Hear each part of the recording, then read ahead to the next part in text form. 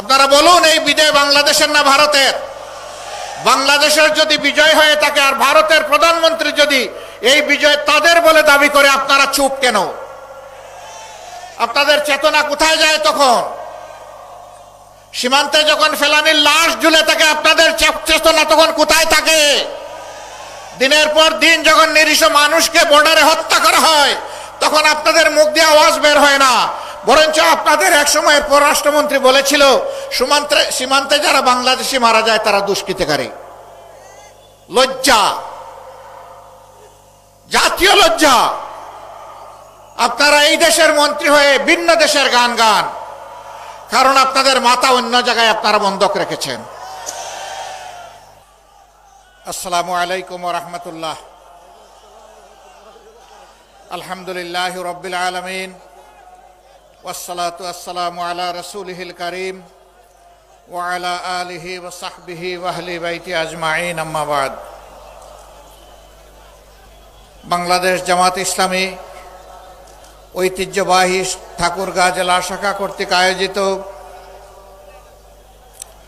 জেলা স্কুল মাঠের আজকের এই বিশাল কর্মী সম্মেলনের সম্মানিত সভাপতি, বাংলাদেশ জামাত ইসলামী ঠাকুরগাঁ জেলা শাখার আমির জনাব অধ্যাপক বেলাল উদ্দিন, মঞ্চে বসা অন্যতম বিশেষ অতিথি বাংলাদেশ জামাত ইসলামীর অ্যাসিস্ট্যান্ট সেক্রেটারি জেনারেল, রাজশাহী বিশ্ববিদ্যালয়ের সিনেট সদস্য, বাংলাদেশ ইসলামী ছাত্র শিবিরের সাবেক কেন্দ্রীয় সভাপতি জনাব মৌলানা রফিকুল ইসলাম খান, অন্যতম বিশেষ অতিথি বাংলাদেশ জামাতে ইসলামীর অ্যাসিস্ট্যান্ট সেক্রেটারি জেনারেল নির্বাহী পরিষদের সদস্য জনাব মৌলানা আব্দুল হালিম, আঞ্চলিক, জেলা এবং স্থানীয় নেতৃবৃন্দ, বন্ধু সংগঠনের নেতৃবৃন্দ, উপস্থিত সহকর্মী বন্ধুগণ, বিভিন্ন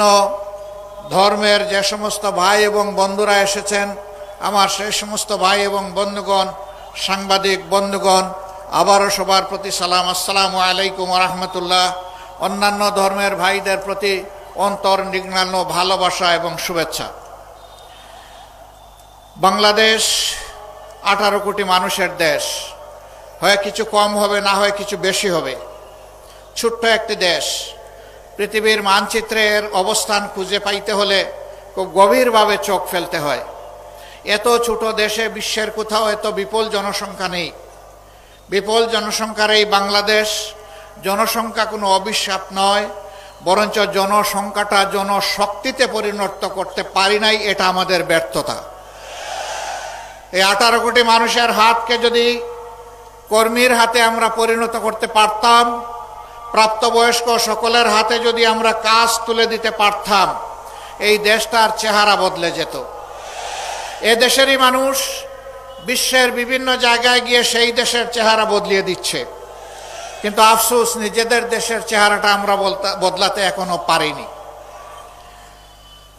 আজকে আমি আল্লাহ তাআলার বিশেষ শুকরিয়া আদায় করছি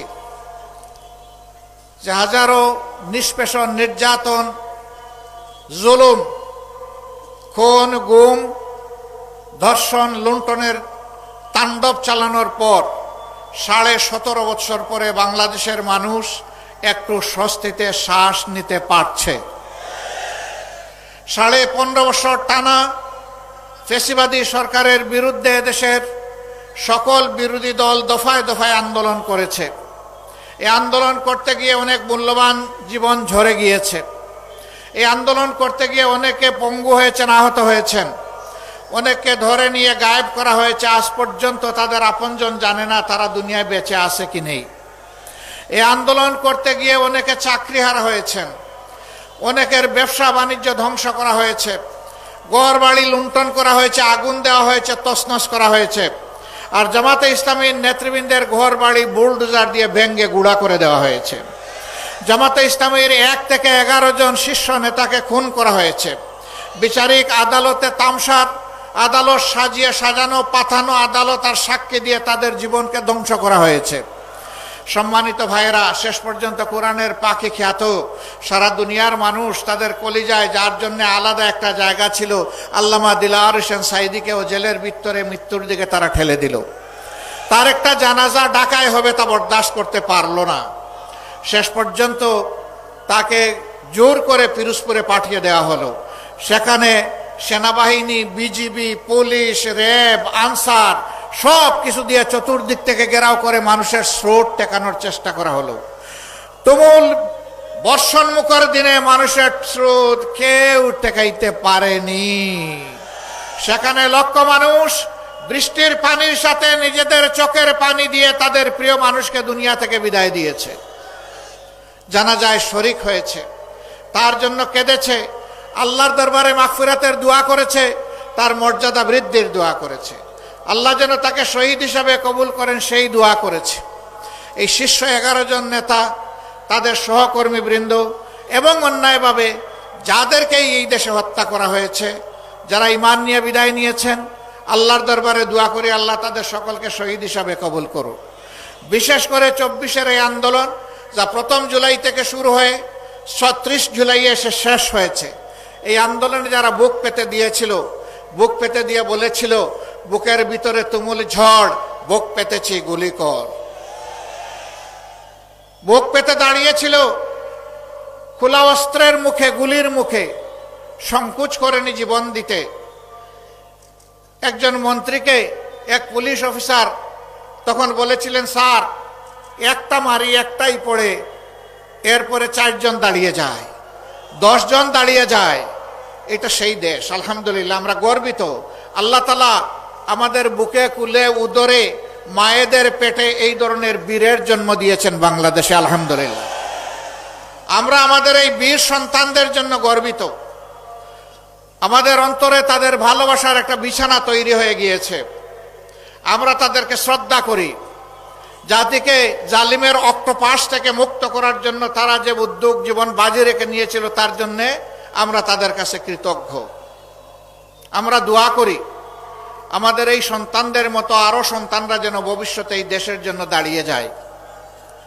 প্রিয় দেশবাসী, এই দেশটা বিভিন্ন ধর্ম বর্ণের মানুষের। যুগ যুগ ধরে আমরা এখানে শান্তিপূর্ণভাবে সহাবস্থান করে আসছি। কিন্তু যে দলটি জাতিকে বিভিন্ন অংশে ভাগ বিভক্ত করে রেখেছিল, সংখ্যাগুরু সংখ্যালঘু বলে, তারা ফায়দা লুটেছে। আর তারাই যদি সংখ্যালঘু বলে কিছু থাকে, তাদের সর্বনাশ এই দলটিই করেছে। তাদের জায়গা জমি দখল করা অবৈধভাবে, ইজ্জতের উপরে হাত দেওয়া, সম্পদ লুণ্ঠন করা এবং কাউকে কাউকে তাদের ঘর বাড়ি থেকে তাড়িয়ে দেওয়া, হায়নার মতো এই কাজগুলো তারাই করেছে। তারা নিজেরা করে এর দোষ ফেলেছে ইসলামপন্থীদের উপর। যারা আল্লাহর বান্দা, যারা আল্লাহর উপর ঈমান রাখে, তারা কখনো কোনো মানুষের ক্ষতি করতে পারে না, কোনো মানুষের প্রতি হিংসা পোষণ করে না, কোনো মানুষের জীবন নিয়ে তামসা করে না, কোনো মানুষের ইজ্জতের উপরে হাত দেয় না, কোনো মানুষের ইজ্জত, তাদের সম্পদকে নিজের সম্পদ মনে করে না। আমরা দাবি জানিয়েছিলাম, জাতিসংঘের হিউম্যান রাইটস কমিশনকে আমি একটা চিঠি দিয়েছিলাম 13 সালে, যে আমাদের বিরুদ্ধে যে অভিযোগগুলো দেওয়া হয়, আমরা তার তদন্ত দাবি করছি। এই তদন্ত করবে জাতিসংঘ, আমরা সর্বাত্মক সহযোগিতা করব। আমরা চাই 72-এর 10 জানুয়ারি থেকে শুরু করে 24-এর, এখন নতুন করে আবার বলছি, 24-এর 5 আগস্ট পর্যন্ত, এমনকি আজকের দিন পর্যন্ত বাংলাদেশে এরকম যতগুলা অঘটন ঘটেছে তার সুষ্ঠু তদন্ত হোক, তার শ্বেতপত্র জাতির সামনে প্রকাশ করা হোক। সেই শ্বেতপত্রে আমি ব্যক্তিটি যদি কালো বলে চিহ্নিত হই, দুষ্কৃতিকারী বলে চিহ্নিত হই, আমাকেও যেন ক্ষমা করা না হয়। আমরা দেখতে চাই এরা কারা, কারাই জাতির সর্বনাশ করে, সংখ্যাগুরু এবং সংখ্যালঘুর মারামারি লাগিয়ে দিয়ে।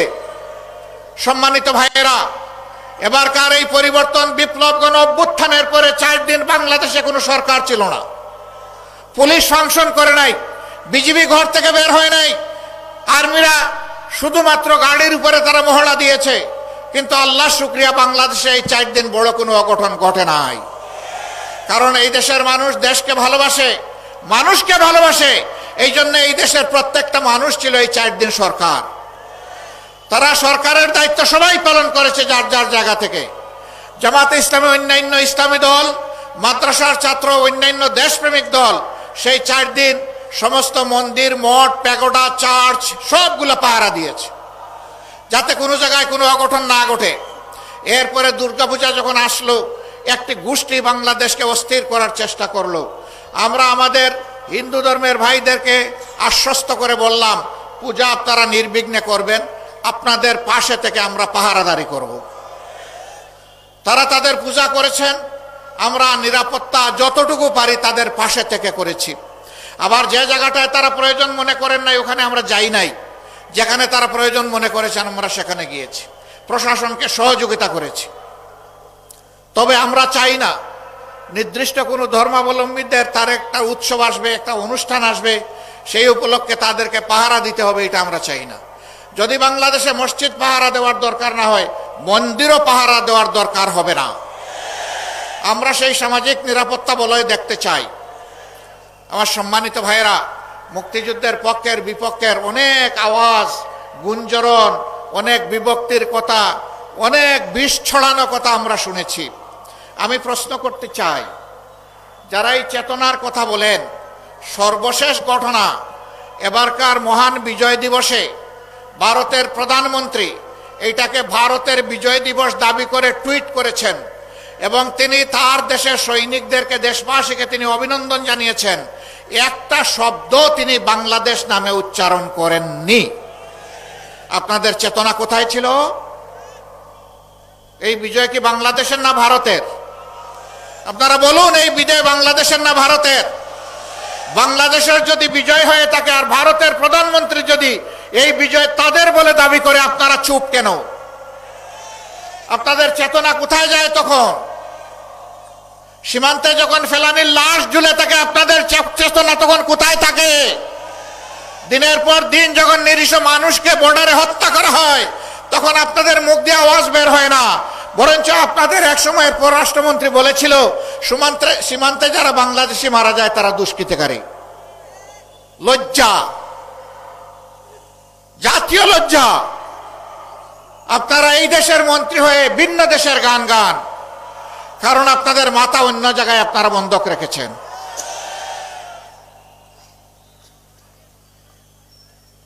আমরা আমাদের প্রতিবেশী দেশের প্রতি সবসময় শ্রদ্ধাশীল থাকতে চাই এবং আমরা এও আশা করি তারাও আমাদের দেশের প্রতি শ্রদ্ধাশীল থাকবেন। আমরা চাই আমাদের প্রতিবেশীরা শান্তিতে থাকুন, আবার আমরা চাই তারাই যেন আমাদের অশান্তির কারণ না হন। কিন্তু মাঝে মধ্যেই তারা বাউন্ডারি ক্রস করেন। বাংলাদেশের মসনদে কে বসবে, কে কার সাথে জোট বাঁধবে, কে সরকার গঠন করবে, তারা বাংলাদেশে এসে তরকারিতে লবণ দেন। আমরা আগামীতে আমাদের তরকারিতে আর কাউকে লবণ দিতে দেখতে চাই না। আমাদের তরকারি আমরা পাকাবো। বাংলাদেশের মানুষ ঠিক করবে এখানে কে ক্ষমতায় আসবে আর কে ক্ষমতায় আসবে না। সম্মানিত ভাইয়েরা, তিনটা নির্বাচন গেল, তাদের কার্যকালে, তাদের মেয়াদকালে গায়ের জোরে যেভাবেই হোক ক্ষমতায় ছিল, সেই সময়টা এদেশের আপামর জনগণ ভোট দিতে পারেনি। বিশেষ করে এখন যাদের বয়স 26 বছর হয়েছে, তারা তিনটি নির্বাচনে একটা ভোট দেওয়ারও সুযোগ পায়নি। কেন? যুব সমাজকে বাদ দিয়ে আমার দেশ চলবে? এ দেশের উন্নয়ন অগ্রগতি হবে? কখনো না। শেষ পর্যন্ত যুব সমাজের সমস্ত অধিকারও কেড়ে নেওয়া হলো। ছাত্রদের হাতে সার্টিফিকেট ধরিয়ে দেওয়া হয়, কিন্তু চাকরি এবং কাজ তাদের কপালে জুটে না। কোটার চক্রান্তে বন্দি করে তাদের কপাল কিসমত হাইজ্যাক করে নিয়ে যাওয়া হলো। তারা এর জন্য রাস্তায় নামলো অধিকার আদায়ের জন্য। ছোট্ট একটি দাবি, সেই দাবিটাকেও পুরানা কায়দায় হেলমেট এবং মুগর দিয়ে দমন করার চেষ্টা করা হলো, গুলি চালানো হলো। শেষ দিন পর্যন্ত মানুষের বুকে গুলি চালানো হলো। কম বেশি 2000-এর মতো বুকের দন কেড়ে নেওয়া হলো। আমরা আল্লাহর দরবারে দোয়া করি, আল্লাহ তাদেরকে শহীদ হিসাবে কবুল করুন। তাদের পরিবারকে আল্লাহ তাআলা সবর এখতিয়ার করার তৌফিক দান করুন।